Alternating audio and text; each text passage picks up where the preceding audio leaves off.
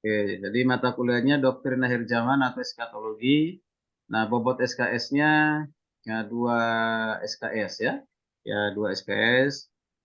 Kemudian kita 6 kali pertemuan ya, Ibu Tua? 6 kali pertemuan? 5. 6 atau 5 5? kali pertemuan, Pak. Oke, 5 kali. 5. Ya. Oke, 5 kali ya. Oke, baik. Ya, berharap 5 kali pertemuan semuanya bisa continue, tidak ada yang berhalangan kecuali sakit ya. Tapi puji Tuhan, Ibu Ibu Jebua, Ibu Karyani sekalipun kurang sehat tetap semangat ya.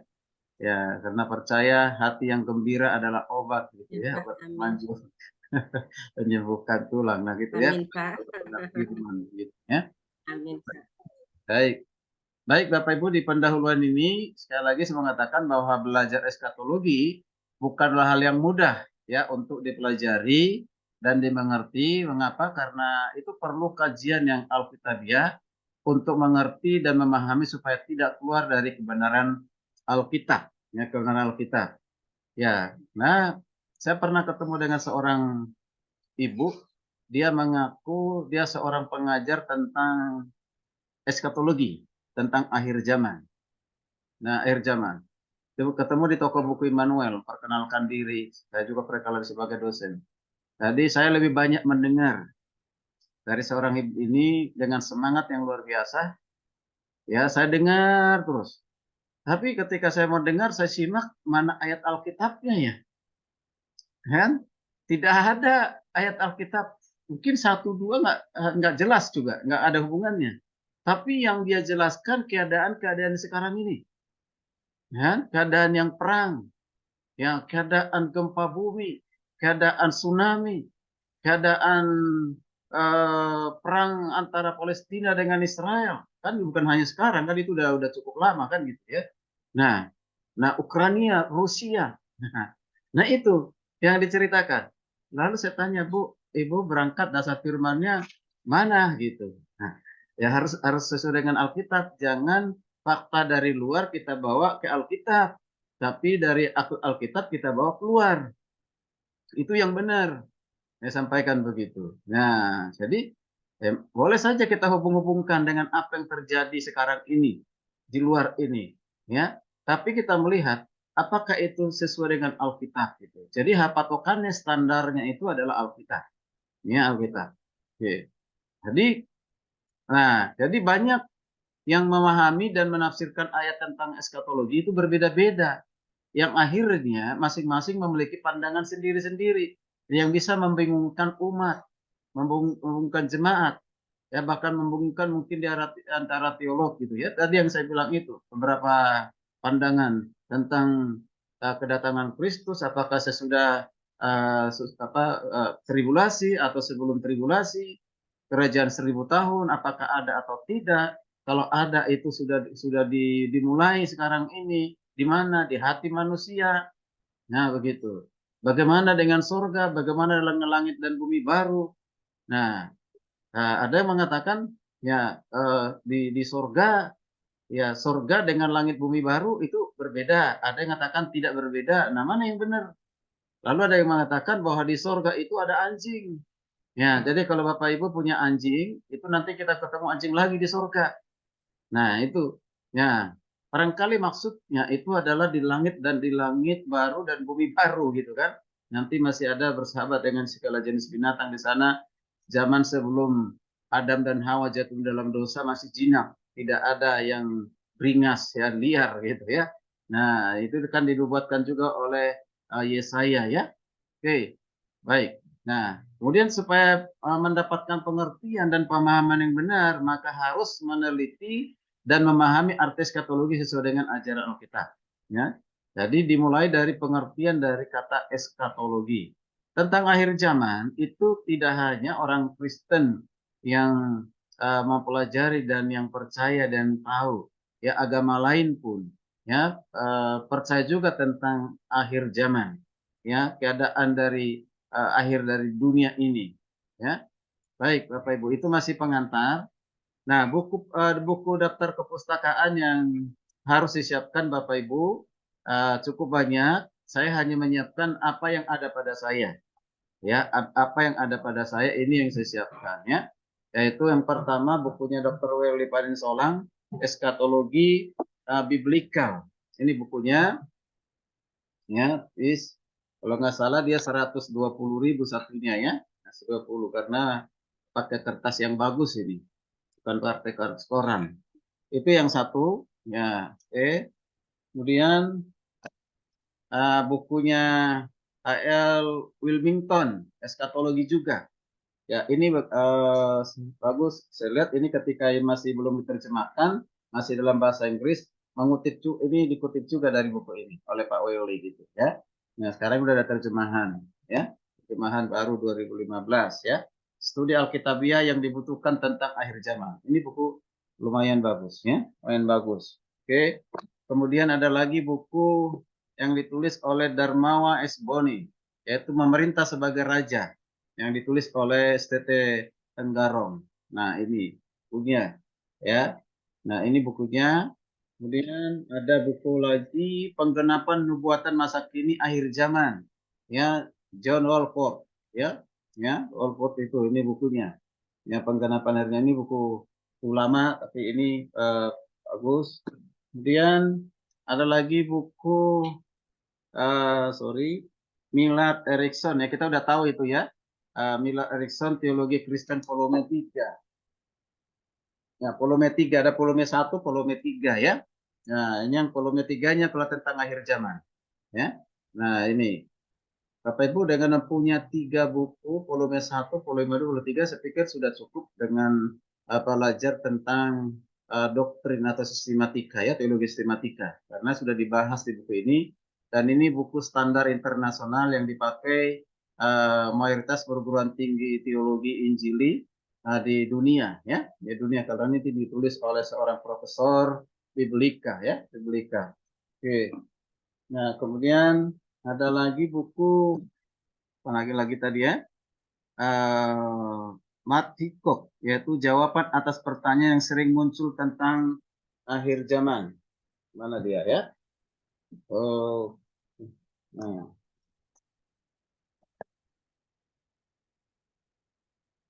ada di mana ya?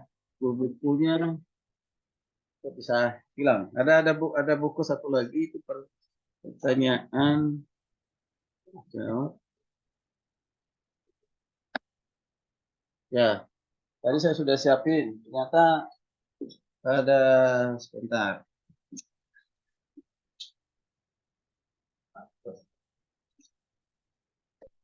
Tadi buku tadi itu mana? Sebelah sini dulu. Yang suruh ketik itu mana? Suruh tadi. Oh, Oke, nah ada buku yang lain. Ya, Deb Hagelberg ini akhir zaman ya, akhir zaman. Mana dia ini? Ya ini bukunya. Oke, ini bukunya. Kemudian ada ini yang tadi ini ya, yang buku yang ini nih. Ini agak apa ringkas bukunya, ya lebih kepada intinya. Bisa ini di milik ini tadi nih, uh, yang ditulis oleh Mark Hitchcock. Ini ada jawaban atas pertanyaan yang sering muncul tentang akhir zaman. Ya, semua dari sini tentang kedatangan Kristus, dibuat dalam bentuk pertanyaan lalu dijawab.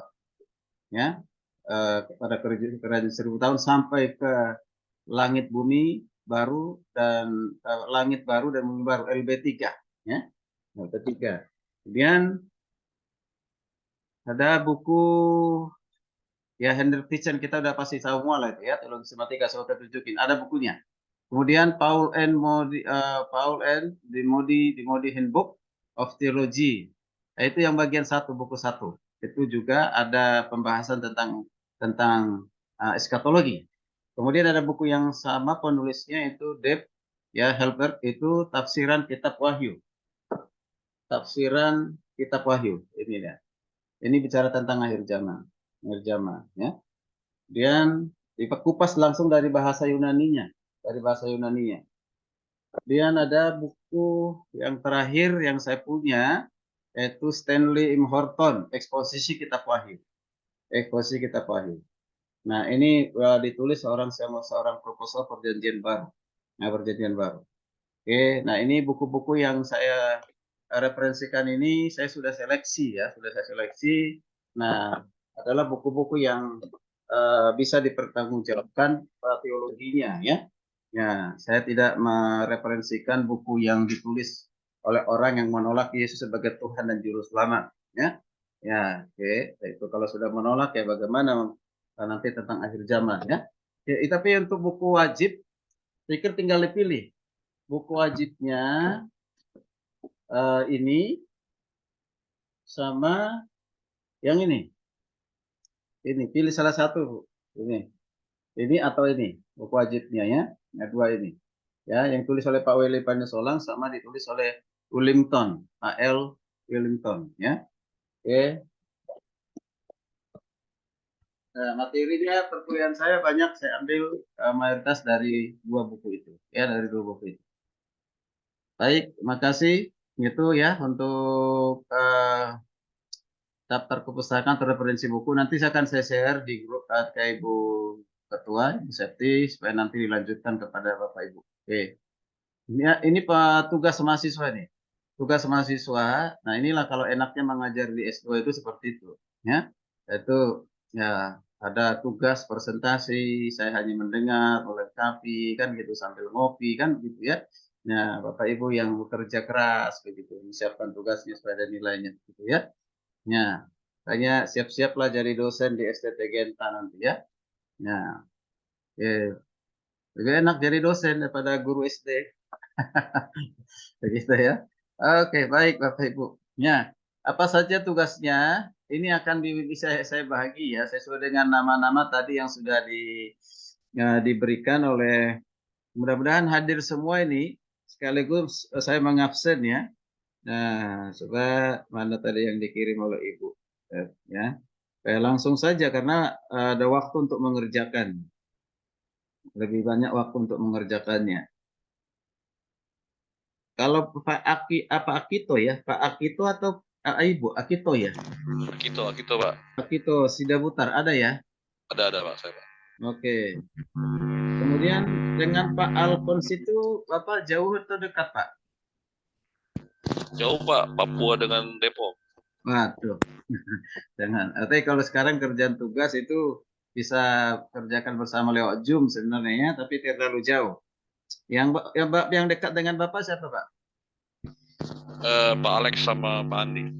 Pak Alex ya? Oke. Pak Alexander ya? Pak Alexander Hakim ya? Baik. Siapa? Oke. Pak Alexander Hakim dengan Pak Akito membahas tentang rapture, yaitu kebangkitan dan pengangkatan gereja ya, karena ini cukup luas pembahasannya, jadi harus 2 orang, gitu ya. Siapa ya? Tolong dicatat ya. Siapa? Ya, tolong dicatat. Coba. Nanti ada yang bisa bantu saya untuk catat supaya nanti bisa di-share ke saya lagi. Kemudian yang berikutnya Pak Alphonse ada ya, Pak Alphonse. Belum ada ya bergabung ya? Belum. Pak Reynold Nenggolan ada. Reynold Nenggolan? Belum. Sakit Pak, lagi sakit Pak. Oke, lagi sakit. Oke. Ibu Indriani Kosasi. Ya, gimana Pak? Oke. Ibu kira-kira bersedia untuk membahas tentang tahta pengadilan Kristus? Ya, dari Bapak aja Pak. Ya? Siap Ibu ya? Ya, dari Bapak Pak. Oke. Oke, baik ya. Yang kedua itu. Baik, kemudian Ibu Elvina Stepu ada? Ada? Ada Pak, ada. Ada. Ibu Elvina Stepu perkawinan anak domba, perkawinan anak domba bisa Bu ya? Boleh Bapak. Oke. Baik. Kemudian Ibu Karyani Jebua. Ya, Bu, membahas masuk dalam tribulasi itu bagian dari 7 materai. Ya, Bu ya? Iya, Pak. Oke, 7 materai ya. Oke, baik. Kemudian Saya sama siapa, Pak? ya. Saya sama siapa? Sendirian atau bagaimana? Sendiri, Sendiri, Bu. sendiri. Ya, sendiri. Ya, Oke. karena nggak terlalu luas pembahasannya itu. Ya, oke. Kemudian tribulasi 7 sangkakala. Pak Mario ada Pak Mario. Ada Pak, izin Ya. Pak bentar Pak. Mario ya, Pak. Tolong Ya boleh Pak. dicatat Pak ya. 7 sangkakala ya. Oke. Oke baik Pak. Baik. Kemudian tadi Mbak Mario, Ibu Mary Christina ada? Ibu Mary ada? Belum bergabung ya? Ada Bu, ada Pak. Ada Belum. Pak, ada Pak. Ada. Eh, Pak. baik, 2 saksi Allah di akhir zaman. Ya, 2 saksi Allah. Ya, Bu ya. Iya, ya, Pak. Oke, ya, 2 saksi Allah ya. Oke, itu juga tidak terlalu luas pembahasannya. Kemudian yaitu lambang itu perempuan dan naga. Salah tripulasi. Kalau ini Ibu tadi siapa? Ibu Mary tadi yang 2 saksi ya. Dua Ya. saksi Allah saya Pak, Oke. Bu Mary. Baik. Coba kita kasih kepada siapa ini? Pak Naftali Perkino. Ada? Ada bergabung? Iya Pak. Oke, Ada, tolong ya. Suaranya. Yaitu, tribulasi yaitu tentang perempuan dan naga ya. Itu di makna teologisnya apa itu. Kemudian Orinius Jo, Orinius Jo ada? Orinius Jo?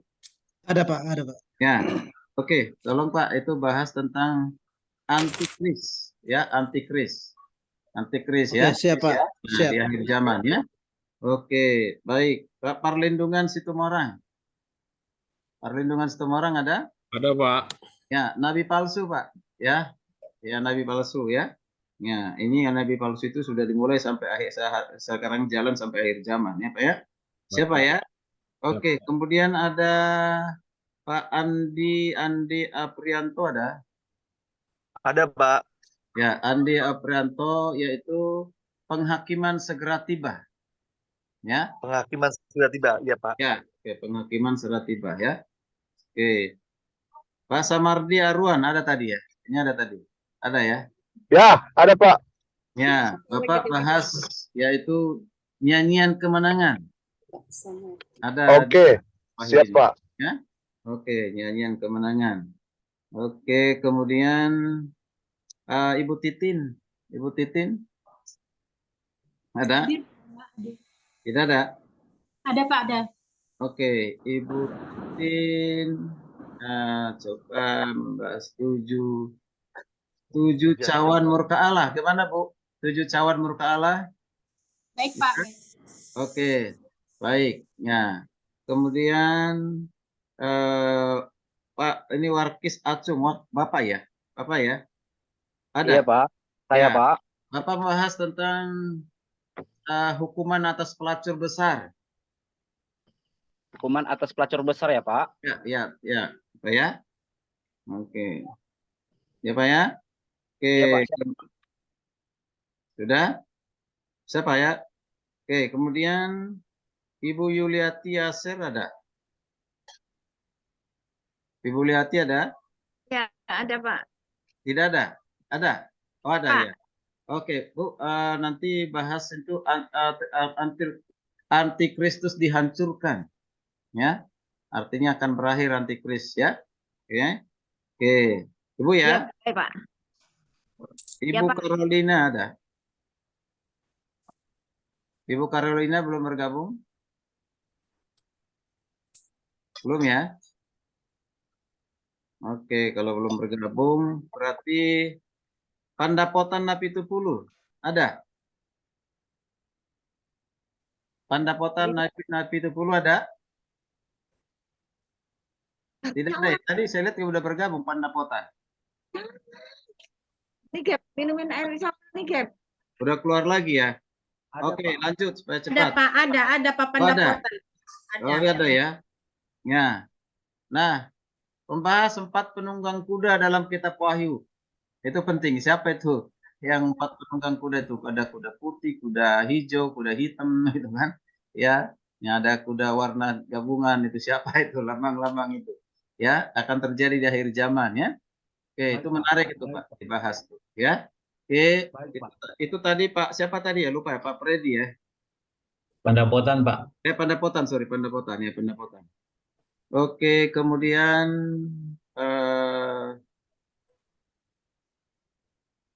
Pak Iwan ada. Freddy Pelimus, Pak Freddy, Unity ada ya, Unity Stompol ada, Ibu Unity Stompol. Tidak ya, belum masuk ya, bergabung ya. Pak Freddy. Pak, maaf Pak, Yuni Sitompul Pak. Tolong Oh, ada. Pak. Ada Pak, saya Yuni Sitompul Pak. Ya, Ibu supaya jangan terlalu berat, Ibu membahas tentang kehidupan sesudah kematian. Ya, ini terjadi di akhir zaman, kehidupan sesudah kematian, Bu ya. Yang bagian Pak, terima kasih. ya. Ya. Kehidupan sesudah kematian. Ya, Bu ya. Iya Pak, baik Oke. Pak. Pak Freddy ada, Pak Freddy. Pak Freddy ada? Tidak ada, belum masuk bergabung ya. Oke, lanjut. Iwan Bandola. Iwan Bandola. Belum, Pak. Belum bergabung pun juga Pak ya. Ini apa ini? Bu Jen ya, Jen Napitupulu. Bu Jen? Bapak itu Pak, Bapak Jin.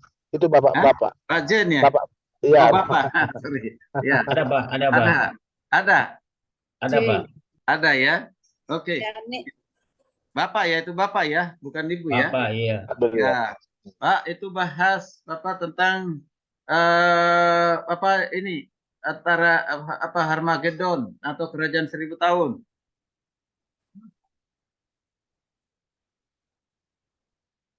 Karena Pak Harmagedon ya. Nanti dibantu dikirim materinya. Ya, Pak ya. Halo. Pak Jen. Wah, nggak ada ini respon nih. Gangguan sinyal. Pak Jen, masuklah. Kurang lagi ya. Oke. Pak Lukman Manik. Ada? Siapa? Pak Lukman Manik dengan ini membahas kedatangan Kristus yang kedua kali. Ini Bapak dengan Pak Lukman Manik dengan siapa Pak yang Bapak bisa bersama-sama? Nggak terlalu jauh. Pak Renol aja nanti, Pak. Pak siapa? Pak Renol. Oh, Pak Renol. Nah, sampaikan ya Pak ya. Siap, Pak. Siap. Oke. Ya, kedatangan Kristus yang kedua kali Pak ya, berdua Pak ya. Siap, Pak. Oke. Siap, Pak. Terima kasih, Pak. Oke. Terus Pak Antonius.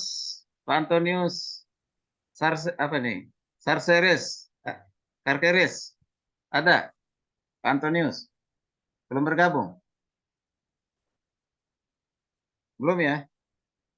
Kemudian Pak Justus apa Justus ada? Ada Pak. Ada Pak Pak dosen. Justus, Bapak membahas kerajaan 1000 tahun ya Pak ya? Siap. Oke, baik. Pak Victor Hutajulu, ada? Pak Victor Hutajulu, ada? Belum gabung? Belum Ada, ya? Pak. Ada, Pak. Iya. Oke, Pak Victor Hutajulu itu ya Pak ya, Pak pemberontakan terakhir iblis. Pemberontakan terakhir iblis ya. Ya. Ya. Oke, itu Pak ya. Oke. Pak Victor, Pak Togi ada Pak Togi? Pak Togi Lumban Raja?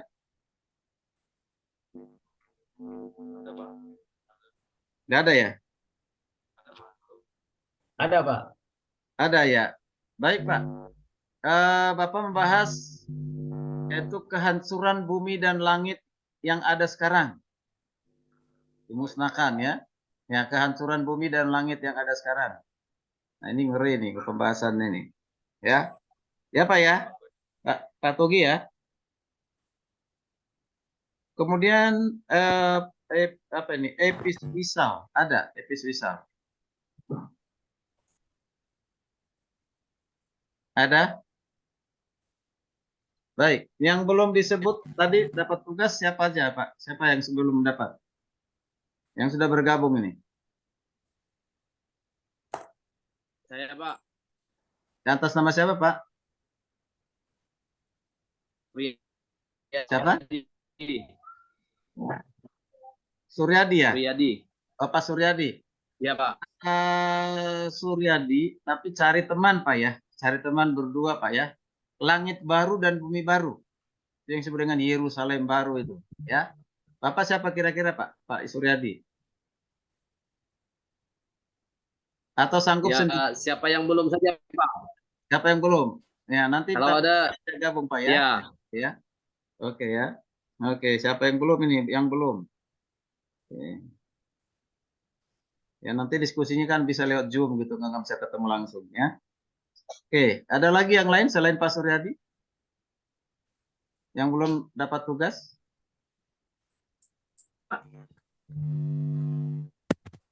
materinya? Pak Alpon dengan Pak Anton nggak ada ya? Pak Alpon dengan Pak Anton. Orang Anton. Papua ini, dua-dua. Pak Anton tadi ada yang bergabung, Pak sudah bergabung. Pak Anton dengan Pak Alpon dari Papua, saudara kami yang kekasih. Hafiz juga dari Papua.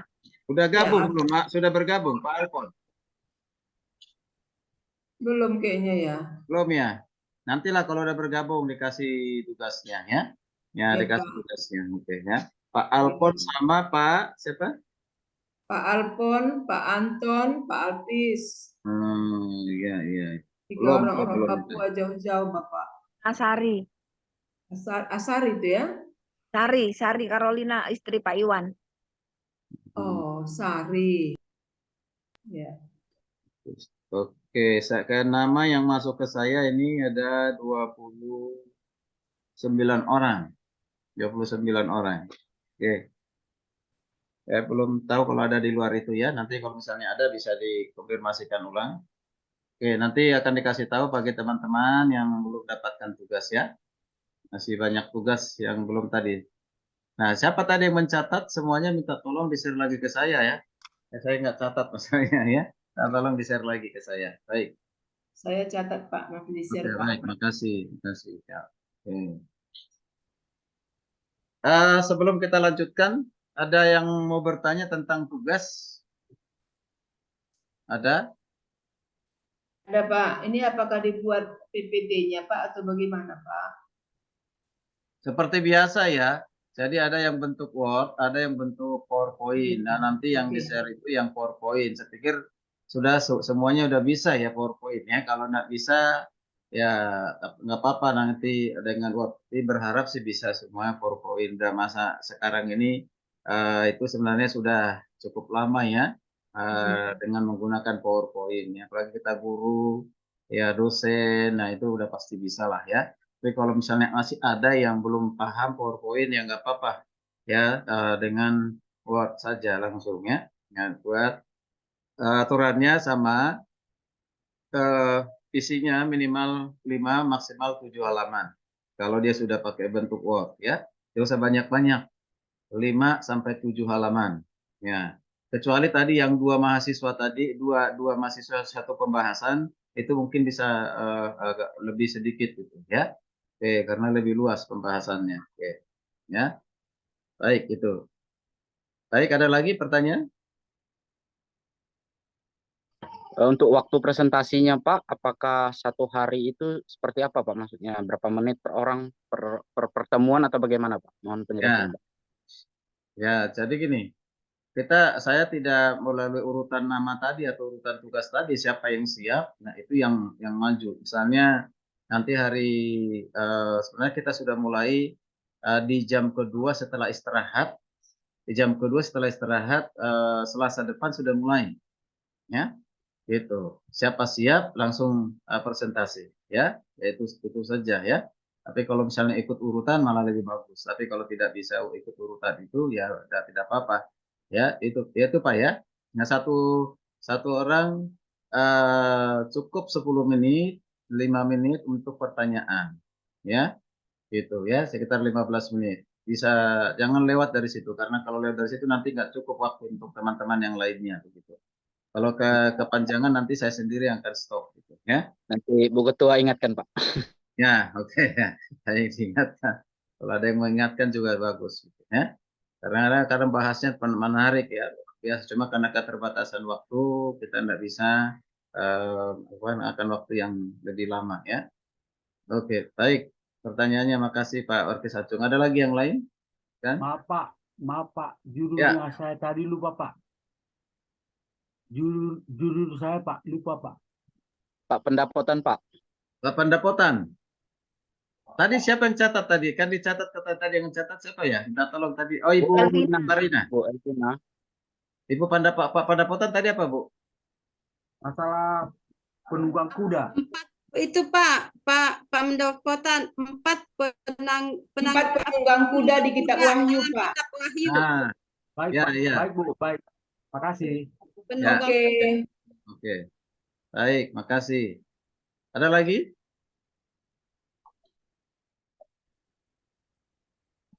Ada lagi? Kalau tidak ada, supaya kita lanjut ini. Oke, baik Bapak Ibu. Kalau tidak ada, nanti bisa dijapri ya, atau disampaikan ya ke saya. Oke, baik Bapak Ibu. Kita lanjut dengan pengertian dasar dari eskatologi ya, dari kata eskatologi atau eskaton. Eskaton ditambah dengan logos ya. Kata eskaton itu berarti akhir atau terakhir, atau bisa juga dikatakan terjauh atau tertinggi, bahkan juga dikatakan akhir atau terjauh. Seringkali zaman akhir zaman begitu. Apakah sudah terjadi akhir zaman atau masih zaman akhir itu? Itu sebenarnya dua kata yang sama tapi berbeda ya. Ya, berbeda ya. Tadi kita adalah yaitu akhir zaman ataupun dikatakan yaitu akhir ya, akhir zaman gitu ya. Doktrin akhir zaman. Kata ini bisa digunakan bisa juga tentang tempat, ya, pangkat, kedudukan, dan juga bisa digunakan untuk waktu ya, waktu. Kemudian dari kata tadi itu eskaton ya. Kemudian logos. Logos itu ya kita pasti sudah tahu lah ya.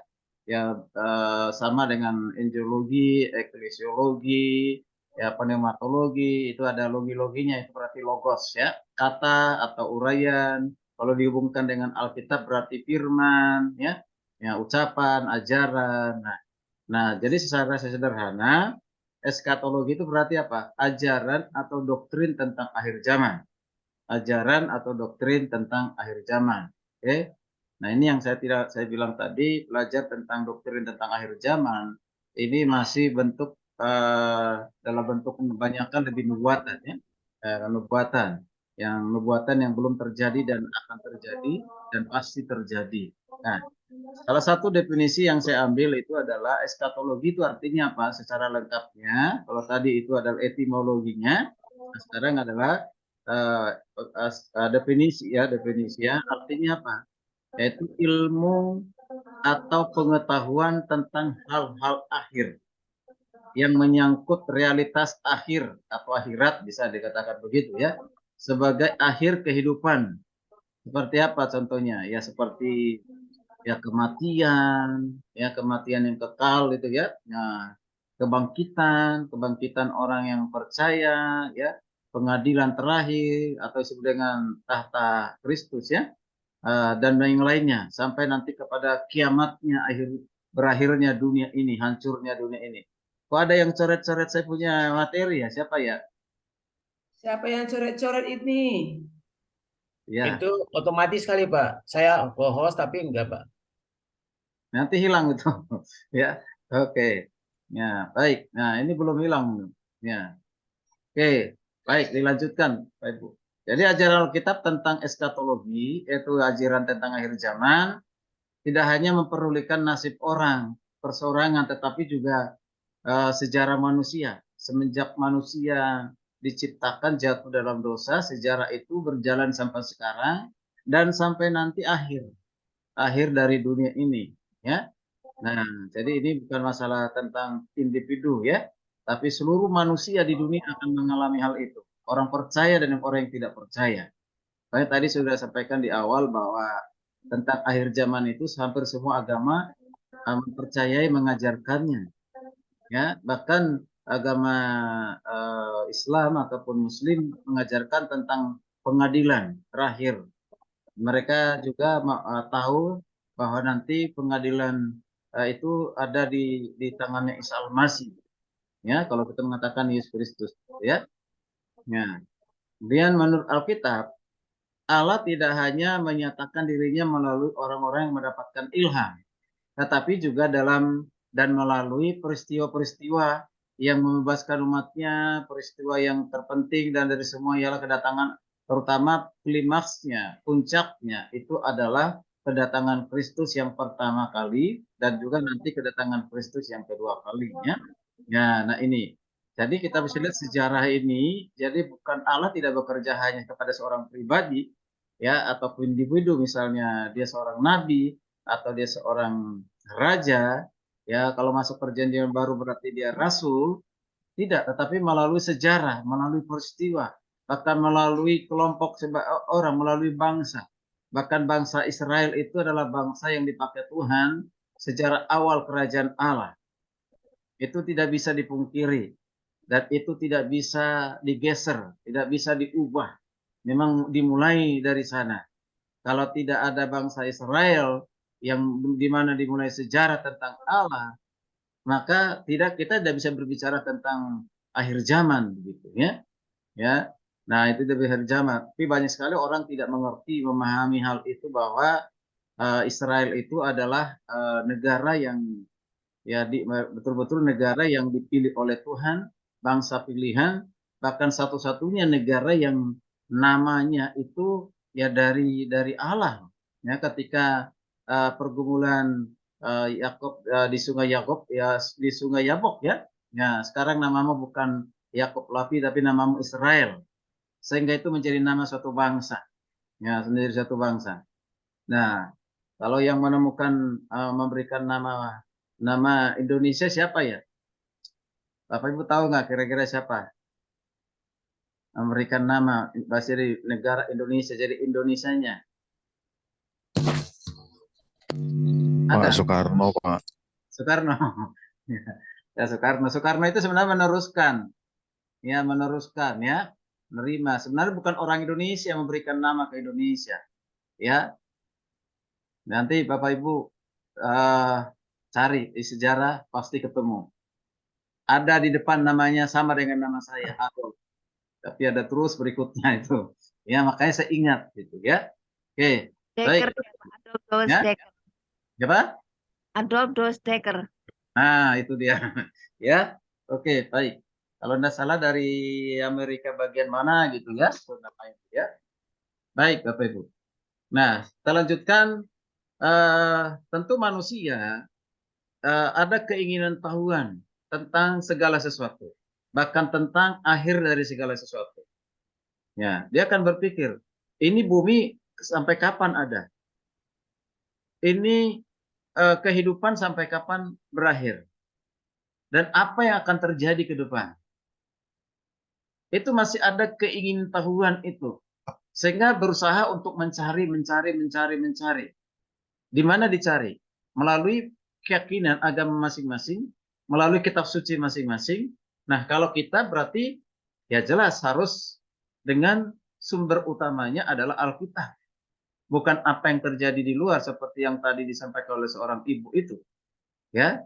Nah, kita harus selalu menggunakan namanya metode induktif, bukan metode deduktif. Ya. Oke. Nah, coba kita perhatikan apa yang dikatakan oleh Heksema ya. Heksema katakan begini. Heksema berkata begini, segala sesuatu dalam ciptaan menyaksikan bukan hanya suatu permulaan tetapi juga akhir. Artinya kalau ada permulaan pasti ada akhir. Betul ya? Saya pikir ini penting. Nah, kalau ada permulaan dari dunia ini pasti ada akhirnya. Dunia ini tidak kekal, tidak abadi. Dan terjadi juga yang di dunia. Kalau permulaan dipertemukannya suami dan istri, pasti juga ada akhir. Tidak dua-duanya sekaligus itu ya jarang ya, kecuali orang kecelakaan ya langsung maut gitu ya. Nah, pasti salah satunya diantaranya ada di waktu yang rahasia yang ditentukan Tuhan akan berpisah. Pertemuan itu biasanya diakhiri, ada diakhiri dengan pertemuan akhir, artinya perjumpaan pertama itu pasti nanti ada perjumpaan terakhir, begitu, ya. Nah, sama seperti kita ya, tidak bisa memikirkan bumi tanpa permulaan. Ya, maka demikian juga kita tidak bisa memikirkannya tanpa suatu akhir. Nah, itu realita. Ya, realita. Ada awal, ada pertengahan, tidak cukup hanya sampai di pertengahan, tapi pasti ada akhir. Ya, pasti ada akhir. Ya. Jadi boleh dikatakan bahwa semua agama yang primitif sekalipun itu mempunyai namanya doktrin eskatologi. Itu tadi saya bilang setiap agama punya, ya. Nah, doktrin ini sekalipun tidak dilupakan, tetapi tidak pernah ditekankan. Ya, tidak pernah ditekankan, padahal itu merupakan doktrin yang penting. Kalau kita melihat ke gereja, gereja Tuhan, jarang sekali ya diajar pengajaran ataupun mengajarkan doktrin tentang akhir zaman. Jarang sekali, baik melalui khotbah pun. Itu kenyataannya, ya. Nah, seperti itu. Bahkan ada yang tidak pernah berani mengkhotbahkan tentang kitab Wahyu. Karena di kitab Wahyu itu memang banyak sekali ya tentang nubuatan, ya apa yang ditulis oleh yang didapatkan oleh Yohanes, ilham dari Yohanes di sungai di Pulau Patmos, ya, di Pulau Patmos gitu, ya. Nah, itu semuanya penglihatan yang luar biasa, dan ada orang yang mengatakan penglihatan itu sebenarnya belum tentu itu 100% penglihatan Yohanes itu menjadi adalah suatu kebenaran, sama seperti orang bermimpi katanya begitu. Ya, makanya orang tidak mau terlalu menekankan tentang akhir zaman berhubungan dengan kitab Wahyu, karena di kitab Wahyu itu banyak simbolis, tipologi dan yang lain sebagainya, ya. Oke, jadi gereja, ya dulu saya ingat sekali ya gereja itu tahun-tahun berapa ya, sekitar tahun 2000-an ya, 2000-an ke atas, seringkali mutar film akhir zaman. Ya, seringkali fitur akhir zaman di gereja atau di persekutuan. Tapi sekarang sepertinya sudah tidak ada itu. Ya tidak ada. Ya. Dulu saya pernah nonton film akhir zaman itu dulu justru pertama kali di gereja gitu, ya. Diputar di gereja. Ya. Oke. Nah, artinya gini.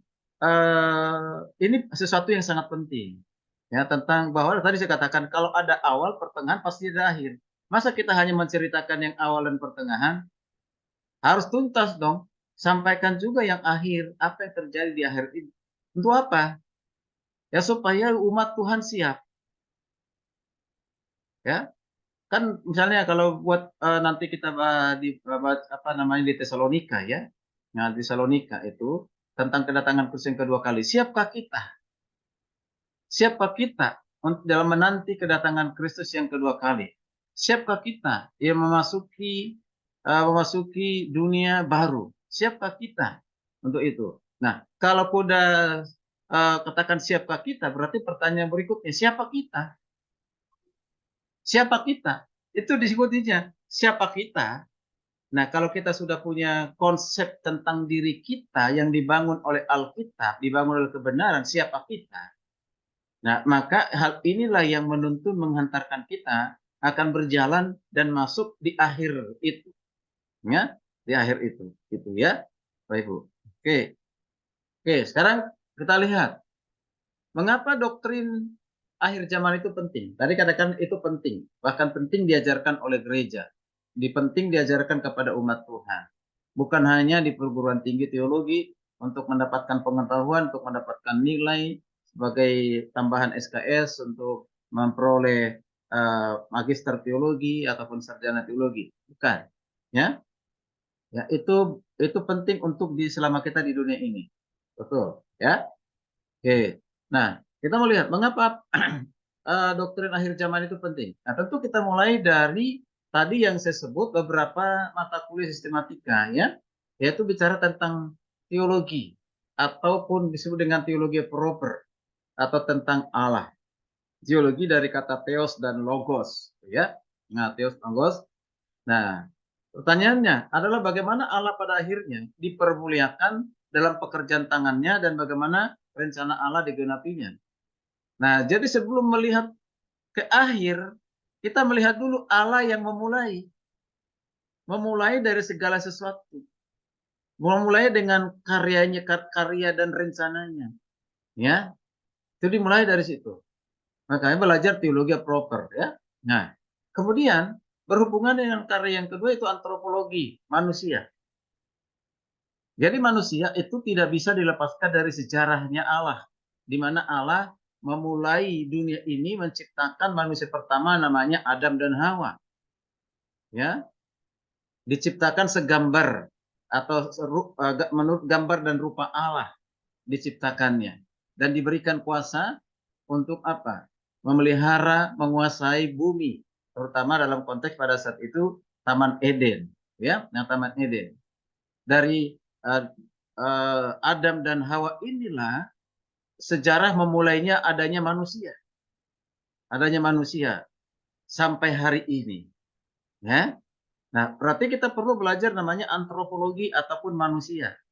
Manusia sebelum jatuh dalam dosa, manusia setelah jatuh dalam dosa, manusia yang terancam dengan hukuman maut, manusia yang harus dibebaskan dari maut, manusia yang akan mengalami kematian yang kekal. Ya. Oke, nah itu. Jadi manusia. Nah, kita melihat kejahatan juga yang terjadi bukan jenis binatang ciptaan yang lain yang membuat suatu kejahatan, tapi adalah juga manusia. Tuh, ya. Jadi bagaimana pengaruh yang mengacaukan, mengganggu dari dosa bisa diatasi sepenuhnya. Jadi ketika manusia diciptakan, Adam dan Hawa, dibuat peraturan, yaitu di Taman Eden, semua pohon Taman Eden boleh dimakan buahnya, tetapi kecuali pengetahuan baik yang dan jahat, di tengah Taman Eden itu tidak boleh kau makan, kalau kau makan, kamu akan mati. Gitu. Mereka tahu peraturan itu, tapi dilanggar.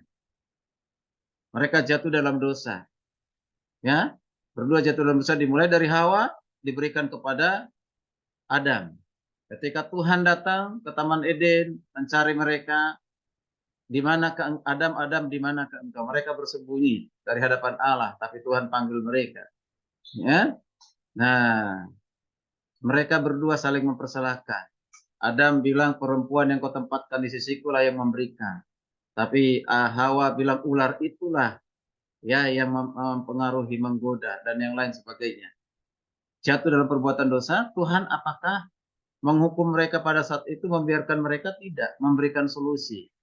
Kejadian 3:15 itu disebut dengan proto evangelium. Bahwa keturunan perempuan akan meremukkan kepala ular atau keturunan ular. Ya kan?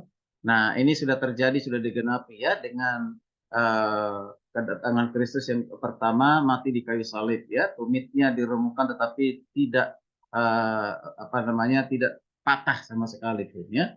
Itu dilanjutkan juga itu di kitab Yesaya dan juga kitab yang lainnya ya.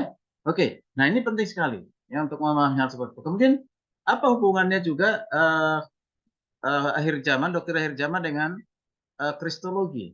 Oh iya, sangat berkaitan, tidak bisa dilepaskan antara kristologi dengan akhir zaman atau akhir zaman dengan kristologi, ya, yaitu tentang Kristus.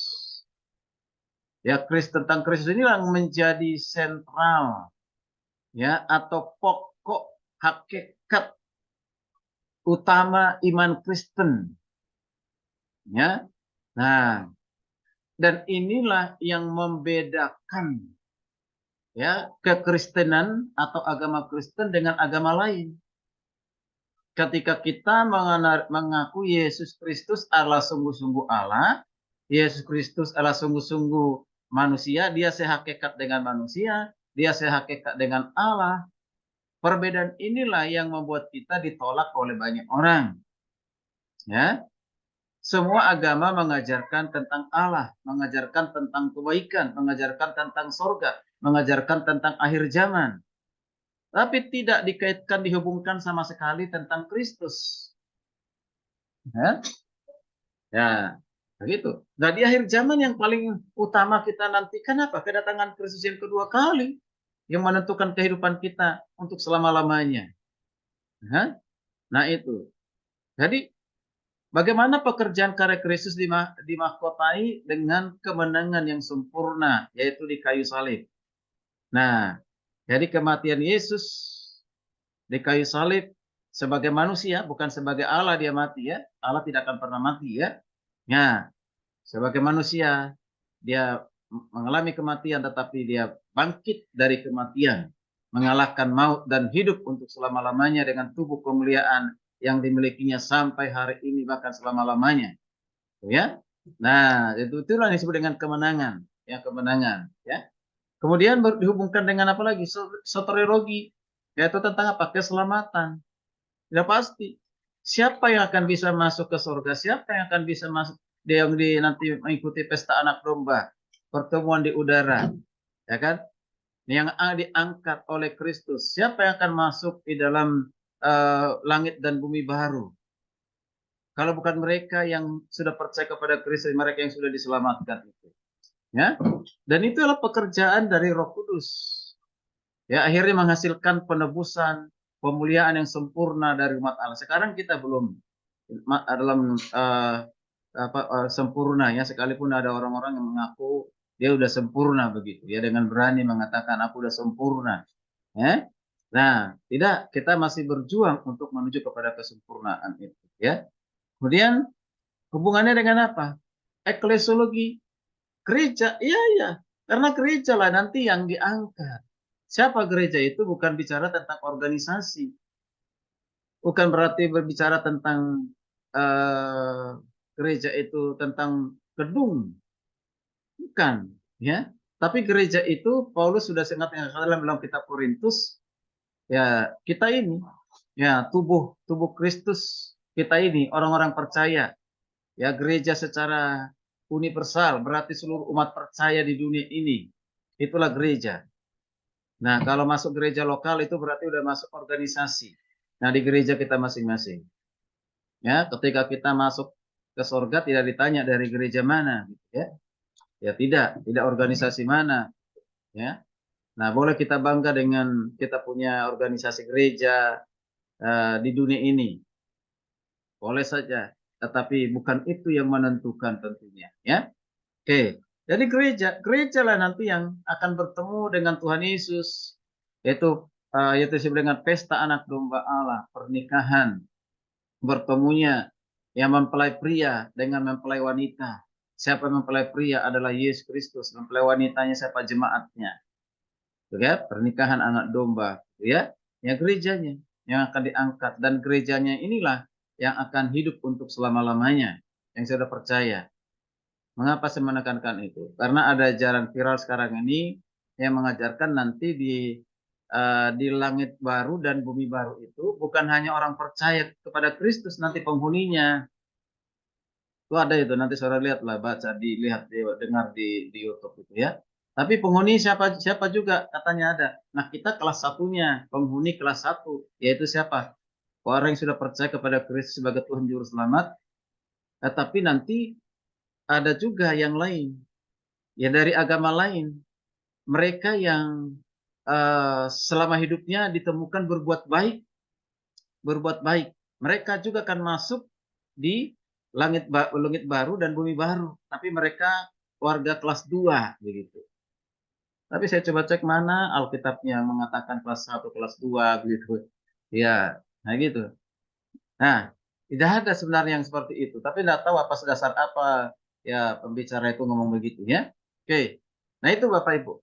Nah, jadi berarti penting tidak eskatologi? Sangat penting. Sangat penting. Jadi jangan kita takut, jangan menghindari, mengabaikan tentang hal yang akhir. Kita maunya hanya di awal. Apa dalam pernikahan? Maunya kita hanya di awal aja, pertengahan. Kita nggak mau akhir. Enggak kan? Pasti kita mau di akhir. Ya, bahkan hanya maut yang memisahkan begitu ya. Yang mengakhiri. Ya. Nah, itu tadi Ibu siapa tadi? Ibu Jebua kan katakan suami sakit, istri juga sakit. Nah, itu berarti berbagi atau bagaimana? Tapi itu suatu kebahagiaan, keharmonisan gitu ya, supaya merasakan sama-sama itu ya. Ya. Tapi Ya, itulah memang. Saya pun mengalami hal seperti itu. Ya, mengalami hal seperti waktu COVID pertama ya. Saya kena COVID, istri saya juga punya COVID. Anehnya anak saya yang masih TK di tengah-tengah kami tidur berdua di tengah kami nggak kena. Begitu. Coba kalau dia kena kerepotan gitu kan begitu ya. Nah, dua-duanya kena begitu ya. Tapi anak yang kecil tidak kena. Itu saya 21 tahun, istri saya 21 masih 21 tahun. 21 hari, saya 21 hari, saya 21 hari, istri saya 14 hari. Begitu. Saya lebih lama gitu. Ya, sembuhnya. Menderita nggak? Menderita luar biasa. Ya, menderita. Kenapa Tuhan harus berikan penyakit yang seperti ini? Jadi menganggur, jadi nggak bisa kemana-mana, nggak bisa pelayanan. Ya, tapi puji Tuhan masih Tuhan izinkan hidup untuk melayani sehingga bertemu Bapak Ibu pada malam hari ini kan. Ya, teman-teman saya banyak yang lewat. Teman-teman hamba Tuhan yang seangkatan saya dulu kuliah juga banyak yang lewat. Ya, ini sudah lebih dulu. Baik, Bapak Ibu, kita lanjutkan ya. Apa yang dipelajari dalam eskatologi? Ya, pasti Bapak Ibu sudah tahu, tapi saya tetap akan sampaikan. Menurut Louis Berkop, ya membagi eskatologi itu menjadi dua bagian. Ya, pertama individual eskatologi. Itu yang pertama. Apa saja di individual eskatologi itu? Yang pertama tentu kematian jasmani, fisik ini. Ya, bicara tentang kematian jasmani. Kemudian juga kekekalan. Ya, kekekalan yaitu ketidakbinasaan jiwa, bahwa binasa ini tidak akan ada ya nanti suatu saat tidak binasa. Jiwa itu tidak binasa. Yang mati fisik ya, tetapi jiwa rohnya tidak pernah mati. Ya. Nanti kalau misalnya kita membahas orang yang sudah mati itu langsung ke sorga, ke Hades atau kemana kan gitu ya. Itu ada bagian dari pembahasan itu ya. Nah, tapi tubuhnya udah pasti dulu ini. Tubuhnya yang mati itu kadang-kadang orang berpikir gini, bagaimana Pak? Kalau itu ada tubuhnya dibakar, dibuang ke tengah laut gitu. Nah, terus nanti tubuh yang mana dibangkitkan? Kan? Seharusnya kan lebih baik dikubur, baik-baik di pemakaman yang sudah tersedia. Kenapa harus dibakar gitu ya? Nah, ini seringkali menjadi pembahasan. Ya begitu. Kan dari debu kembali kepada debu. Nanti ketika dibangkitkan, ya mau dimanapun itu tidak masalah. Kan diberikan namanya tubuh kemuliaan, bukan tubuh yang ada yang lama itu kan. Ya, kalau ada yang saat ini masih pakai kacamata, ya nanti nggak ada pakai kacamata lagi gitu. Sekarang saya pakai alat telinga gitu ya, alat telinga pendengar bantu. Ya ini nanti sudah nggak ada itu kan gitu. Ya, pokoknya kita pakai aksesoris apapun itu sudah tidak ada gunanya itu nanti. Tidak ada semua itu. Nama tubuh kemuliaan. Tuhan akan ubah dengan sekejap. Itu dikatakan di kitab Tesalonika demikian ya. Oke. Kemudian kita perhatikan lagi ya itu intermediate ya dikatakan yaitu apa? Keadaan antara kematian dan kebangkitan. Keadaan antara kematian dan kebangkitan orang mati. Kedatangan Kristus yang kedua kali. Ini juga dibahas di dalam eskatologi ya, yaitu bagaimana antara kematian dan kebangkitan. Orang yang mati akan dibangkitkan. Lalu siapa yang akan dibangkitkan? Apakah semua orang akan dibangkitkan? Gitu. Ya, apakah semua orang dibangkitkan? Lalu nanti masuk di dalam pengadilan tahta Kristus, kan? Kan ada ya, semua dibangkitkan, tetapi pada saat kebangkitan itu disitulah dimulai penentuan antara penghakim menjatuhkan hukuman yang kekal, kematian kekal bagi orang yang tidak percaya. Nanti akan dibahas oleh teman tentang tahta pengadilan Kristus. Siapa yang hadir di tahta pengadilan Kristus? Apa tujuan hadir di tahta pengadilan Kristus? Lalu apa yang dilakukan di tahta pengadilan Kristus itu? Ya, gitu ya, itu nanti akan dibahas ya. Kemudian sampai kepada nanti kedatangan Kristus yang kedua kali. Nah, yang berikutnya yang kedua dari apa yang dikatakan oleh Louis Berkop tadi yaitu general eskatologi. General eskatologi itu apa saja? Yang pertama, tentu ada tanda-tanda yang mendahului kedatangan Yesus yang kedua kali. Jadi sebelum kedatangan Kristus yang kedua kali itu ada tanda-tanda. Ada tanda-tanda. Apa saja tandanya? Ada orang mengatakan sudah, yaitu tentang bencana alam, tsunami, perang, dan macam-macam. Ya, apa nabi-nabi palsu, pengajar-pengajar palsu yang sekarang ini mulai viral, kan gitu ya. Ada lagi yang menghubungkan akan dengan orang-orang Yahudi akan kembali ke habitatnya atau kembali kepada Israel dari negara-negara, akan kembali. Sekarang lagi dibangun apa namanya rumah-rumah untuk mereka yang akan kembali. Nah, itu dihubungkan dengan tanda-tanda itu semuanya, kan itu ya. Nah, tapi ada juga yang sudah mengajarkan bahwa Yesus sudah datang kedua kali sudah ditentukan dengan tanggal, jam, hari. Itu sudah cukup banyak, termasuk di Indonesia. Pernah namanya marganya siapa tuh? Orang Batak itu, Sibuya, ya, peristiwa di Bandung kalau nggak salah ya. Nah, tuh sehingga jemaatnya berhenti dari pekerjaan, mereka hanya pujian penyembahan di satu tempat berhari-hari, berbulan-bulan, tapi nggak datang juga Yesusnya. Akhirnya bukannya terangkat ke sorga, tetapi diangkat. Diangkat oleh siapa? Diangkat oleh aparat begitu. Ya, membuat kerusuhan jadinya kan. Nah itu, hati-hati ya untuk membuat tahun-tahun, tanggal-tanggal kedatangan Kristus yang kedua kali ya. Oke, kemudian yang berikutnya adalah kerajaan 1000 tahun ya. Nah, kerajaan 1000, siapa penghuni dalam kerajaan 1000 tahun dan apa tujuan dari kerajaan 1000 tahun itu ya, dan siapa yang memerintah dalam kerajaan 1000 tahun ya. Kemudian rapture ataupun pengangkatan orang suci, ya, orang-orang yang sudah percaya kepada Kristus ya. Kedatangan Kristus yang kedua kalinya, kebangkitan orang mati ya, kebangkitan orang mati. Nah, ini adalah pembahasannya.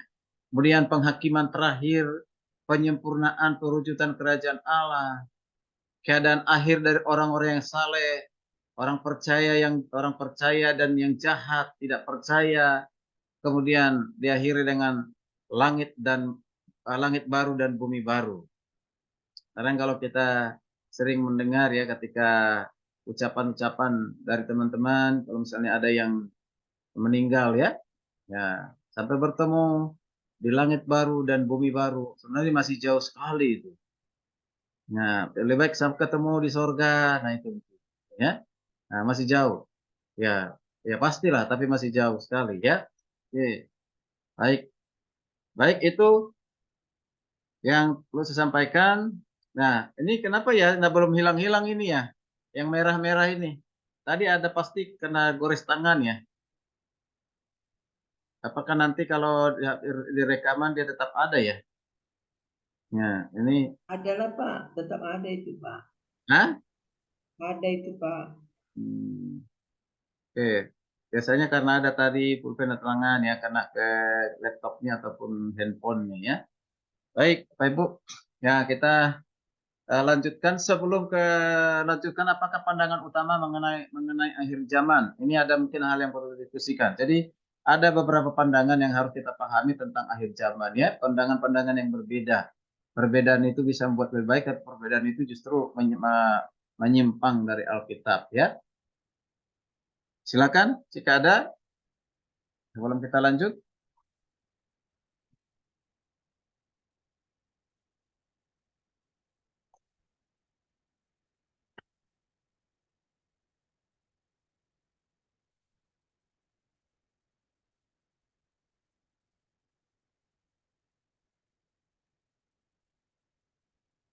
Oke, sambil menunggu, mungkin tidak ada, kita lanjutkan. Ya, apakah pandangan utama mengenai akhir zaman? Ya. Ya, salah satu alasan utama dari kebanyakan orang Kristen menghindari mempelajari nubuatan Alkitab, kan itu akhir zaman kan masih nubuatan ya, belum digenapi ya. Ya, adanya banyak pandangan yang mengenai hal tersebut. Adalah nggak usah lah, mau pengertian seperti apapun, yang penting saya percaya Yesus lah, percaya Yesus masuk juru selamat, saya diselamatkan masuk surga gitu. Sehingga cuek dengan hal seperti itu, karena beda-beda pandangan, daripada pusing kepala itu ya belum tentu juga benar gitu kan. Nah itu sehingga orang mengabaikan begitu ya. Nah, Jadi seorang mungkin bisa mempelajari beberapa buku untuk mempelajari akhir zaman seperti kita ya. Tadi ada beberapa buku yang sudah saya sampaikan menjadi referensi ya. Tetapi tidak lama dia telah kehilangan harapan karena penjelasan yang panjang dari kata-kata yang tidak dimengerti. Wow, tadi akhir zaman itu sulit dimengerti, sulit dipahami. Kemudian masuk ke ke kitab Wahyu apalagi kan gitu ya. Apalagi itu 144.000 ke 666 gitu kan. Kuda empat kuda ya, kemudian ada lagi naga, binatang yang keluar dari laut gitu. Wah, ini aneh-aneh aja ini kan gitu. Ya udahlah, nggak perlu dijelasin itu. Ya, yang penting kau beriman kepada Yesus. Cukup gitu kan. Nah, sehingga orang menghindari ya untuk mengerti. Nah, jadi mulai dengan mendengar ada beberapa kata ya, kita pun sudah barangkali sudah familiar ini ya, sudah sering kita dengar ya. Itu namanya ya premilenial ya, premilenial. Ini akhirnya sama semua, milenial ya, semuanya sama ya. Yaitu premilenial itu atau premilenium itu sebelum kerajaan 1000 tahun. Itu artinya sebelum kerajaan 1000 tahun. Nanti ada penjelasannya. Kemudian ada lagi post milenial, yaitu pasca milenium, yaitu setelah. Kalau tadi sebelum, ini setelah kerajaan 1000 tahun. Ya, kerajaan 1000 tahun. Kemudian ada yaitu disebut dengan pre-tribulation ya, atau tribulational, sebelum kesusahan yang besar. Ya, kesusahan besar. Ada lagi ya, itu tadi kalau ini post tribulation ya, yaitu sesudah kesusahan yang besar, atau disebut dengan dispensasional atau keringanan, dan juga kovenantal atau perjanjian ya, kovenan ya, kovenantal itu atau perjanjian itu ya. Nah, itu istilah-istilah yang ada di eskatologi ya. Ya mungkin di akhirnya menganut paham yang mencela, yaitu ada yang mencela milenial ya, milenial yang pada akhirnya berhasil dan tidak ada lagi kekhawatiran setelah dia bisa mungkin awalnya dicela ya, apa sih untuk dimengerti, dipahami hal seperti itu, tapi setelah dia pelajari dia tahu, oh ternyata penting gitu ya, ternyata penting. Nah, kemudian bagaimana kita dapat berharap memahami semua pandangan yang berbeda tersebut. Tadi pandangan yang berbeda. Jadi tadi itu semuanya amil, premil ya, dan post tribulation,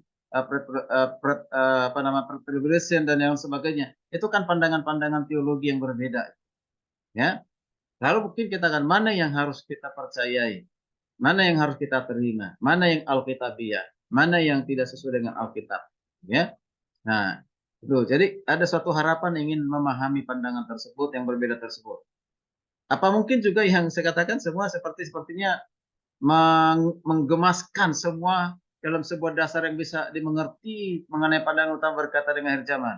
Wah, ini penting nggak sih? Ya, atau sangat penting nggak? Penting atau sangat penting atau tidak penting? Itu ya. Nah, itu. Nah, maka saya mengatakan penting atau tidak? Sangat penting. Ya, jawabannya sangat penting. Ya, sangat penting. Itulah sebabnya ya STGenta, STKataros juga ya buat mata kuliah ini. Ya, karena sangat penting. Ya, sangat penting. Dulu waktu saya mendengarkan mata kuliah eskatologi yang diajarkan langsung oleh Pak Weli Panesola, itu membuat semangat saya untuk apa? Memberitakan Injil. Wah, itu saya akhirnya lebih terpacu lagi, karena apalagi kalau diuraikan tentang hukuman-hukuman itu ya. Nah, 3,5 tahun yang akan terjadi, nanti 7 tahun, 3,5 dibagi 2 itu apa saja yang terjadi. Nanti itu 7 materai ya. Nah, itu luar biasa itu. Keadaan kesusahan manusia, nanti kesusahan besar itu. Waduh, saya bilang jangan sampai saya masuk di situ, ngeri banget ternyata. Kalau itu benar terjadi, itu ngeri banget, ya. Ya, apalagi yang saya ingat sampai hari ini, apa yang punya apa namanya itu? Bukan borok. Apa namanya kalau kita ada sakit itu benjolan-benjolan itu apa ya? Ya, jadi lupa istilah kedokterannya itu apa itu? Apa itu Ibu Karnia? Ya, jadi itu semua akan penuh dengan badan dan di semua duduk pun susah, berdiri susah, tidur susah. Ya, itu yang apa benjolan-benjolan dan luka-luka itu yang bernanah itu. 4 kali, Pak. Ya? Bisul, Pak. Campak Bisul. Bukan campak, bukan. Kalau Bisul, campak, bisul. itu biasa itu kalau. Bisul. Hah? Tumor, Pak, tumor. Oh, baru. Tumor, Pak, tumor. Nah, itu pokoknya itu ada penyakit seperti mirip-mirip penyakit sampar itu, ya. Kusta itu, Bapak. Kita mengalami hal itu kan gitu. Ya. Kusta. Oke. Baik, Bapak Ibu, dalam pembahasan Penyakit inilah kusta. kita harus membahas ya, menampilkan ada 3 pandangan utama mengenai akhir zaman dalam format yang akan lebih jelas. Jadi nanti kita akan membahas 3 pandangan. Ya, kita mudah-mudahan bisa lebih bisa memahami, mengerti dari beberapa pandangan tadi yang masih diyakini oleh gereja-gereja bahwa itulah pandangan yang benar, begitu ya. Oke. Baik, berbicara secara luas, ya dalam lingkup penginjilan ada 3 teori untuk mengenal akhir zaman. Ini berhubungan dengan penginjilan. Karena ini sama-sama percaya kepada Yesus. Hanya perbedaannya di mana? Perbedaannya itu adalah kedatangan Kristus yang kedua kali, apakah sesudah kesusahan besar atau sebelum. Tapi sama-sama percaya, makanya kita lebih memilih kepada 3 pandangan ini. Ya, yang pertama yaitu adalah amilianisme. Kemudian yang kedua premilenialisme. Yang ketiga adalah pascamilenialisme. Ya, ini 3. Kita kali bersama-sama. Nah, kata kunci yang digunakan adalah milenial. Milenial itu berarti 1000 ya. Jadi ini kita lihat nih. Hari ini dikarenakan bahwa elemen yang penting dalam tiap pandangan itu yaitu menginterpretasikan perbedaan waktu tentang 1000 tahun. Itu. Ini perbedaannya, yaitu tentang 1000 tahun masa pemerintahan Yerusalem baru yang disebut dengan milenium dan juga dihubungkan dengan apa? Keempat, kedatangan Kristus yang kedua kali. Itu ya. Nah, oke, coba kita bisa lihat ya. Nah, bagaimana memahami hubungan antara milenium dengan kedatangan Kristus yang kedua kali? Yang kedua kali. Tolong diperhatikan Bapak Ibu. Ini karena ini tadi yang saya katakan 3 pandangan ini sama-sama yang percaya kepada Kristus, sama-sama percaya ada kerajaan 1000 tahun. Ya, dari 1000 tahun. Tapi di mana perbedaannya? Ya, di mana perbedaannya? Ya, kita mulai dari premilenialisme, yaitu menjelaskan kedatangan Kristus yang kedua kali itu kapan terjadi? Kapan terjadi? Terjadi sebelum awal milenium, sebelum terjadi yang disebut dengan kerajaan 1000 tahun. Itu. Kemudian yang berikutnya adalah pasca milenialisme, yang menjelaskan kedatangan Kristus yang kedua kali terjadi kapan? Beda dengan yang premil ya, nggak premil. Tapi kalau pasca mil ini dikatakan sesudah akhir milenium. Berarti terjadi dulu ya kerajaan 1000 tahun. Baru yang berikutnya kedatangan Kristus yang kedua kali. Nah, kemudian amilianisme.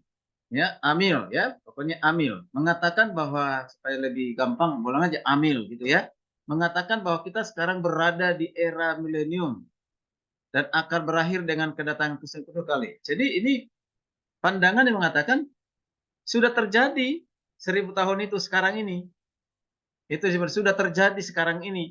Kita ini sudah ada di era milenium, sudah ada di era 1000 tahun. Dan kapan akan berakhir? 1000 tahun itu akan berakhir nanti pada saat kedatangan Kristus yang kedua kali. Ya, kedua kali. Oke. Nah, lalu ada 2 hal pokok yang disepakati. Ya, disepakati oleh para teolog ya, Nah, itu. 2 hal pokok yang disepakati dengan adanya berbagai pandangan dalam teologi.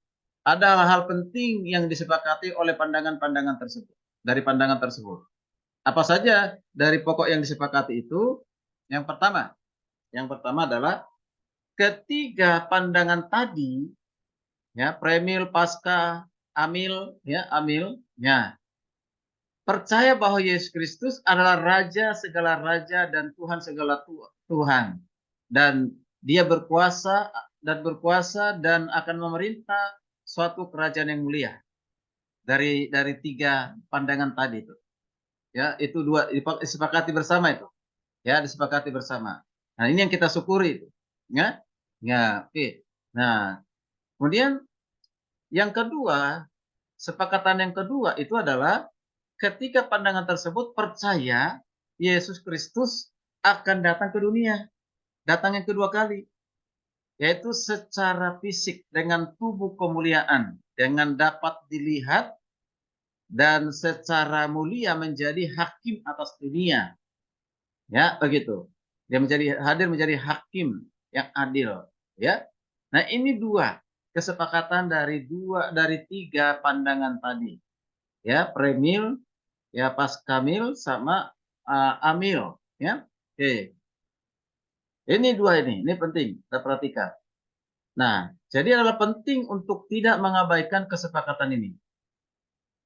Berarti sama-sama kita masuk surga ini, sama-sama akan masuk ke langit dan bumi baru ini, ya.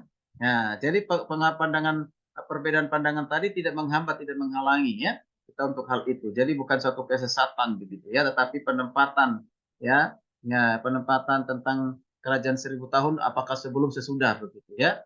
Nah, oke. Tapi bagaimanapun ada bagian penting yang mengikat kita sebagai orang percaya kepada Kristus Yesus. Itu adalah bagian penting, ya. Itu tadi dua kesepakatan itu adalah bagian penting. Nah, itulah iman Kristen, iman Kristen.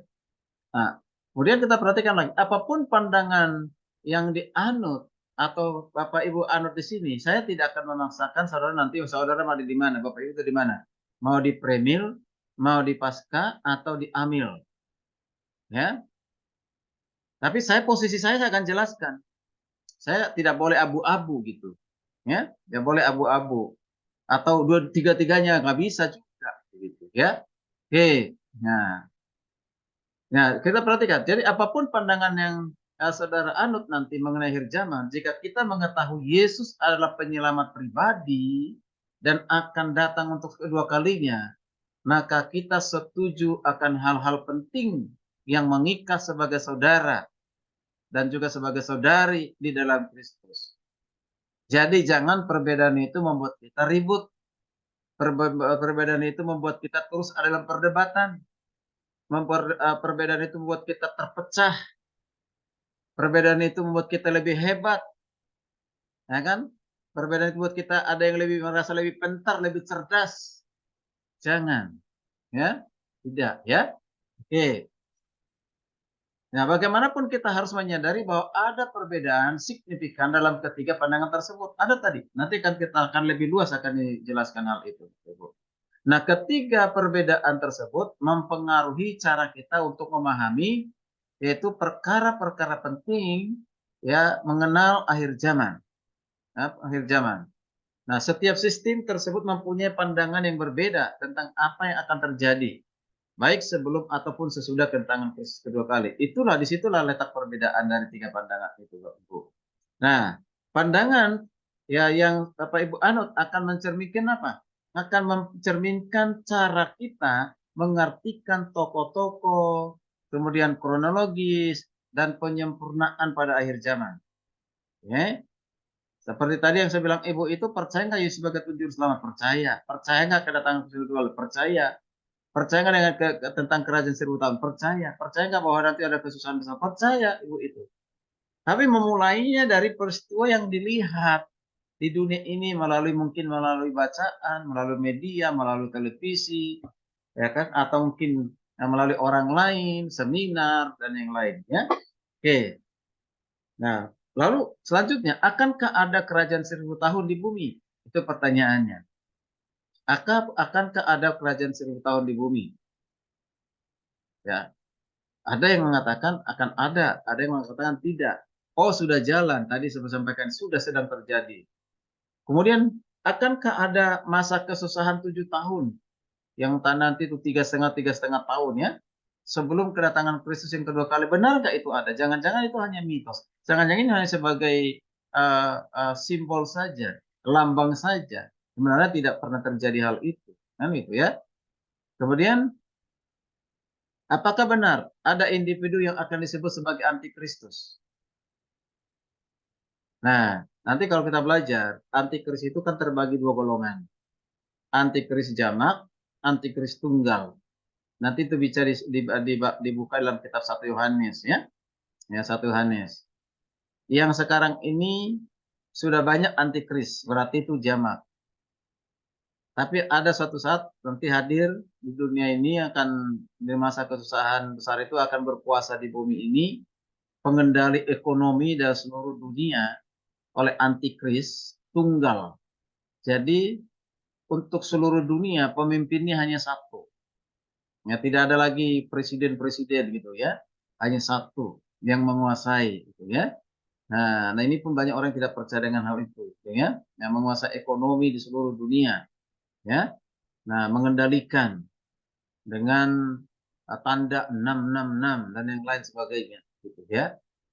Nah, itu apakah itu benar? Apakah itu akan terjadi? Ya. Nah, itu tunggal gitu ya, tunggal. Kemudian apakah gereja akan sukses mengabarkan Injil ke seluruh dunia sebelum Kristus datang? Kan kita sering mengatakan, beritakan Injil ke seluruh bumi. Kalau sudah sampai ke seluruh bumi, suku-suku bangsa sudah mendengarkan semua Injil, berarti kita mempercepat kedatangan Kristus yang kedua kali. Betul kan? Bagaimana kita cara mempercepat kedatangan Kristus yang kedua kali? Injil diberitakan ke seluruh dunia, seluruh suku bangsa dan yang lain. Ya? Apakah itu mempercepat kedatangan Kristus yang kedua kali? Ya? Nah, oke, baik Bapak Ibu. Maka di sini saya buat semua hal tersebut ditentukan oleh kepercayaan Anda tentang milenium dan juga kedatangan Kristus yang kedua kali. Ya. Kalau kita memahami tentang akhir zaman bukan hanya sebagai pengetahuan, kita yakini berarti kita harus mempersiapkan diri, kemudian semakin semangat kita untuk bekerja di dalam pelayanan. Semakin semangat mengobarkan Injil. Itu. Arahnya ke sana, goalnya ke situ. Ya. Nah, kondisi akhir zaman saya tidak mau nanti kesusahan dalam kesusahan besar, anak istri saya masuk kesusahan besar. Saya juga tidak mau anak istri saya ataupun siapapun saudara saya, keluarga saya masuk neraka, mengalami kematian kekal. Nah, itu akan mendorong kita sehingga kita beritakan Injil, gitu. Ya, dengan semangat yang berapi-api, gitu ya. Oke, baik, kita lanjutkan. Nanti masih berhubungan dengan yang tadi ya. 3 hal pokok yang tidak disepakati. Ini, yang tidak disepakati oleh tadi itu Premil, Pascamil, dan juga Amil, ya. Ya. Jadi walaupun ada banyak perbedaan di antara ketiga pandangan mengenai akhir zaman, tapi 3 perbedaan penting yang dapat kita garis bawahi, yang penting untuk kita pahami, ya. Apa saja perbedaan di antara pandangan tersebut? Yaitu berkisar ada 3 hal. Yang pertama, kapan Yesus akan memerintah? Atau waktu pemerintahan itu kapan? Ada yang mengatakan sudah. Sekarang ini yang memerintah di dunia ini adalah Yesus, yaitu di hati setiap orang percaya. Ya, di hati orang percaya ketika dia hidup di dalam kebenaran, hidup di dalam kedamaian, hidup di dalam keadilan. Nah, itu dia. Berarti kerajaan Allah sudah ada di dalam diri orang itu. Karena suasana, ciri khas dari warga kerajaan Allah, yaitu apa? Kebenaran, damai sejahtera, keadilan. Dan ketika itu ada bagi manusia, berarti pemerintahan Yesus itu sudah ada di dunia sekarang ini. Gitu. Kemudian, bagaimana Yesus akan memerintah? Berarti sifat dan pemerintahannya itu tadi. Kebenaran, damai, adil.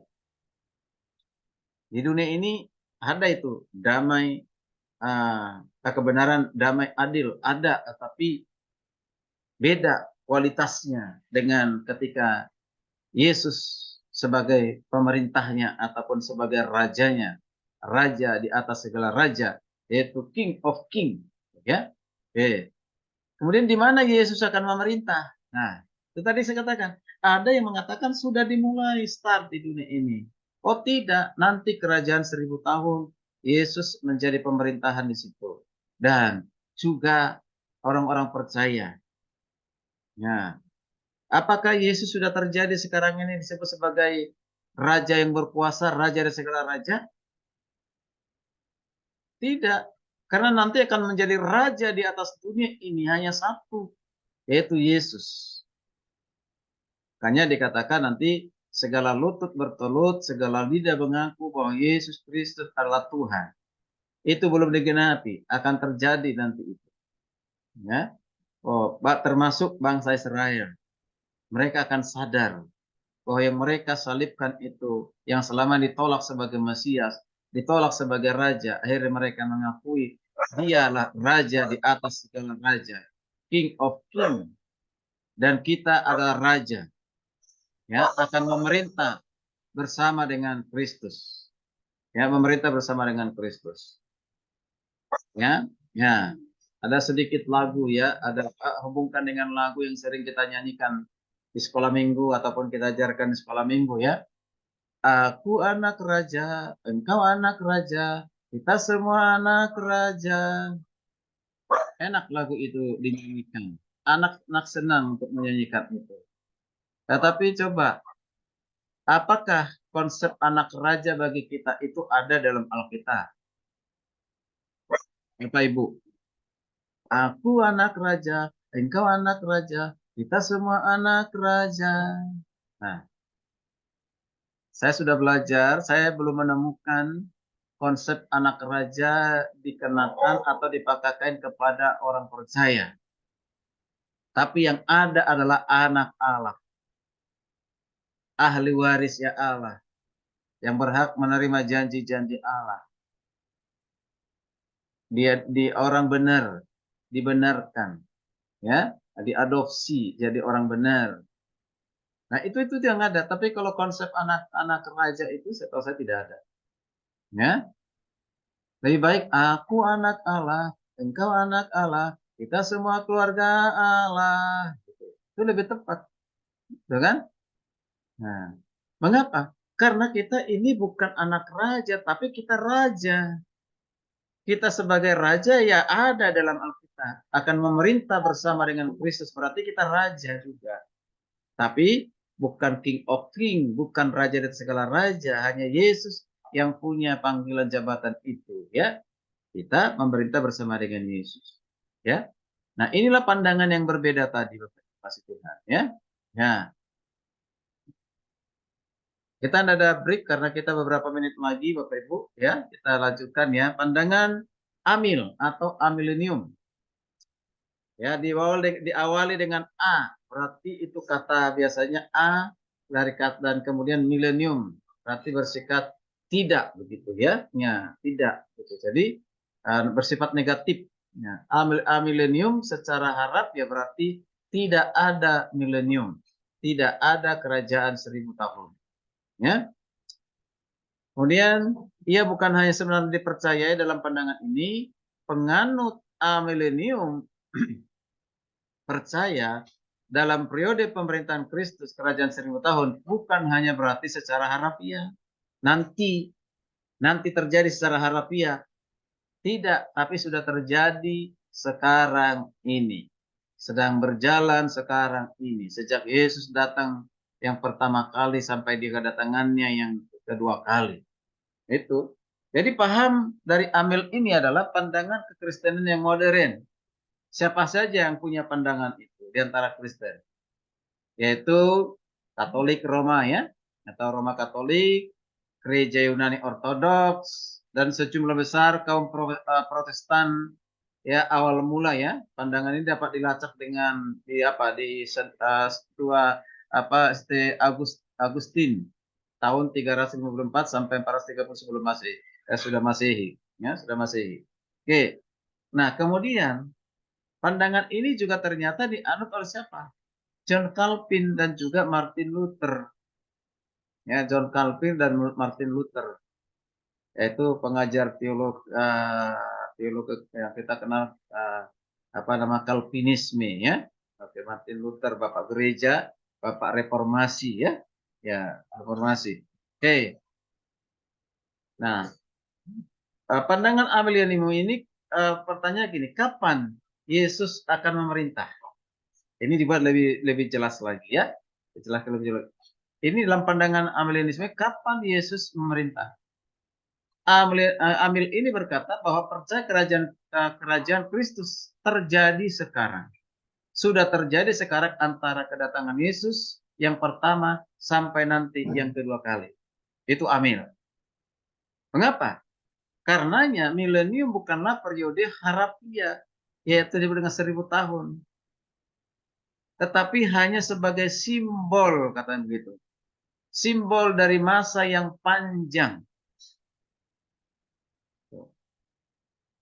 Kemudian, Amil juga mengajarkan bahwa iblis itu kapan diikat, bukan nanti. Sudah diikat pada kedatangan Yesus yang pertama. Sudah diikat.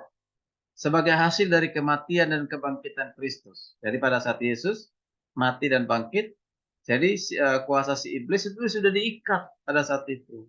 Jadi bukan lagi nanti. Ya, bukan nanti. Berarti dia berbeda dengan premil, ya. Nah, nanti kita lihat perbedaan dari premil, ya. Nah, lalu terus bagaimana, di mana Yesus akan memerintah? Ini masih amil, ya. Kita harus tahu perbedaannya, ya. Ya, di mana, bagaimana dan di mana Yesus akan memerintah? Menurut pandangan amil, percaya bahwa kekuasaan Yesus masa milenium bukanlah secara harafiah dan secara fisik memerintah 1000 tahun lamanya di bumi, bukan. Ya, sebaliknya, Amili mengatakan percaya bahwa kekuasaan Yesus di bumi ada di dalam hati orang percaya dan di dalam gerejanya. Ini tadi yang disampaikan. Jadi kalau hati kita sudah damai, hati kita hidup dalam kebenaran, kedamaian, keadilan, nah itulah. Berarti kita sudah ada di masa 1000 tahun. Jadi tidak ada namanya 1000 tahun itu terjadi dalam keadaan fisik gitu, ya. Nah, itu hanya sebagai simbol gitu, ya. Kemudian Amil juga mengatakan mereka percaya bahwa Yesus akan datang kembali. Kapan? Pada akhir zaman gereja. Untuk apa? Menggulingkan iblis, menghakimi manusia, dan juga menciptakan kekekalan. Nah, ini Amil. Ya, Amil seperti itu, ya. Oke. Kemudian Amil ini juga tidak berpegang secara harafiah baik pada 7 tahun masa kesusahan besar. Tidak. Sebelum kedatangan Yesus yang kedua kali, ya. Pada masa pemerintah 1000 tahun. Nah, tahun sesudah kedatangan yang kedua, tidak. Dan perhatikan di sini. Tidak berpegang dengan ajaran itu. Ya, tidak. Ya, jadi dia mengatakan bahwa kalau kesusahan besar, di situ kalau nanti kita lihat premil, justru orang Kristen sudah tidak ada di situ. Tidak ada di situ, ya. Nah, tidak ikut dalam masa kesusahan itu. Tapi premil mengatakan, Amil mengatakan, ada orang-orang percaya nanti masih dalam penyiksaan itu. Gitu, ya. Nah, itu. Oke. Sekarang kita perhatikan apa yang terjadi berbagai peristiwa masa depan menurut sistem Amil ini. Apa yang akan terjadi? Menurut mereka, apa yang akan terjadi? Pertama itu adalah pertumbuhan seiring antara dari kebaikan, yaitu kerajaan Tuhan dan kejahatan, yaitu kerajaan iblis selama masa sekarang ini. Jadi sekarang ini ada kebaikan, ada kejahatan. Kebaikan itu adalah kerajaan Tuhan, ya, yang dilakukan oleh orang percaya, dan kerajaan iblis yang dilakukan oleh setan, kejahatan itu, ya. Itu sekarang ada, ya. Nah, itu ada sampai nanti pekerjaan iblis dibinasakan, tuh, ya, di akhir zaman. Kemudian juga Amil percaya juga dengan kedatangan Kristus yang kedua kali. Percaya juga dengan kebangkitan semua manusia. Ya, percaya juga penghakiman bagi semua manusia, akan terjadi penghakiman. Ya, akan menghadiri tahta pengadilan Kristus. Kemudian percaya juga tentang kekekalan. Nah, ini Anwar, ya. Nah, itu luar biasa. Baik, Bapak Ibu, tadi kan kita lanjutkan nanti yang premil dan juga apa itu satu lagi tadi premil paskamil dan premil, ya. Untuk berikutnya itu tadi saya sampaikan satu saja. Baik, kita bisa akhir sampai di sini. Kalau ada hal yang mau kita diskusikan, boleh silakan. Atau mau ditanyakan berhubungan dengan tugas juga boleh silakan. Ya.